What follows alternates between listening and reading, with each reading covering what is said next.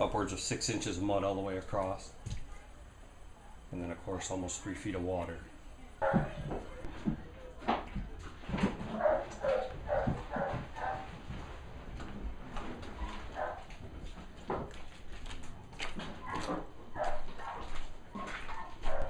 This is what's left of the salvageable stuff on the bottom floor of the Red Barn Antiques and Artisan Gallery, and it's just devastating. So it was about 2:30 when the firemen came by and said that they were preparing to evacuate because the river was rising rapidly, and I looked out and I saw that the little pond in front of the barn was rising.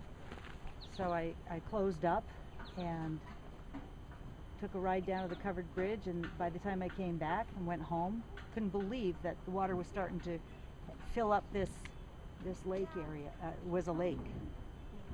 Well, it was closer to 4 o'clock whenever we first came down here because we wanted to see, you know, if we could see any damage, and we couldn't get past the White House down there, and the water was just rushing through and taking everything in its path. We just saw a bunch of things from the antique barn here, and Paul's Bakery out front just go floating by, and there's nothing we could do. And pink flamingos, we had 50 pink flamingos that we always decorated the grounds with as a kind of a spoof, and you'd see the pink flamingos bobbing by, and then we saw a whole entire deck with furniture on it go floating by, and then we saw a couple of really big flashes, and then that house began to float from its foundation over into the field.